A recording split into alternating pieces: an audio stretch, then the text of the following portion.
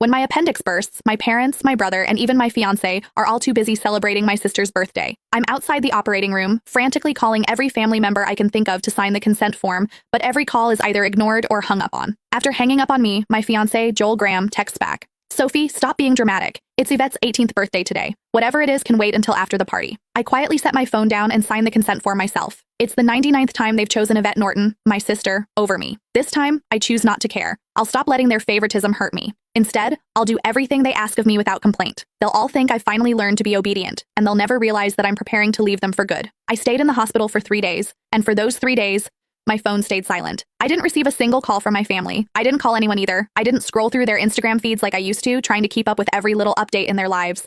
Instead, I just quietly rested in my hospital bed and dragged my weak body around for checkups and payments. Even on the day I was discharged, I didn't tell a soul.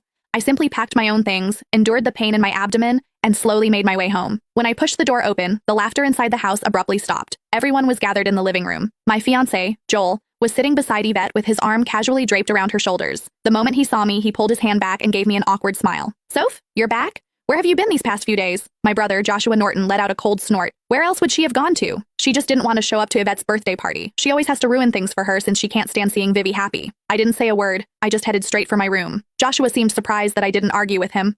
Normally, whenever he accused me of being selfish, I would break down in tears and desperately defend myself. But this time, I'd kept quiet. My mom rushed over to me with a glass of juice. Sophia, we were so busy with Vivi's birthday the other day that we missed your calls. Don't be mad at us, okay? She placed a glass of mango juice in my hand. Although my heart had long since stopped expecting anything, it still ached faintly. I was allergic to mangoes, but Yvette loved them. There was always mango-flavored food and drinks in the house because of that.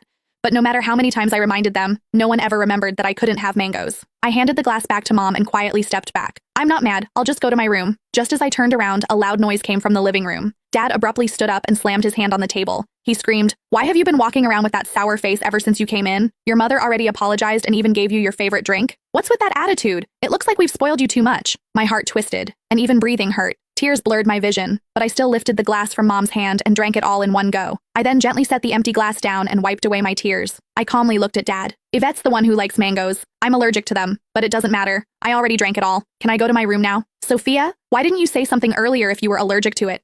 Who told you to drink it? You're so stubborn. Mom panicked and quickly patted my back. Dad looked embarrassed, but he still harshly replied, "You could have just explained yourself. You've always had that unlikable attitude. You're nothing like Vivi. She knows how to communicate." Yvette's voice drifted over from the couch. "Dad, don't say that about Sophia. You'll make her sad." She sounded gentle, but the smugness in her eyes was impossible to hide. Yvette had always used my dullness to highlight her perfection. No matter what it was, she loved comparing herself to me. She would only be satisfied when she got to trample me. I should have felt hurt,